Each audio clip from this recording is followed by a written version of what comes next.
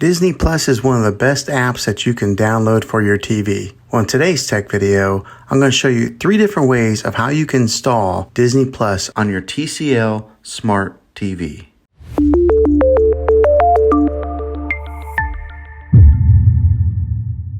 It can be really frustrating if you want to watch some of the great content that is on Disney Plus and you find that your TV is unable to download it. If your TV is an older model of Smart TV, then it could prevent you from downloading this app.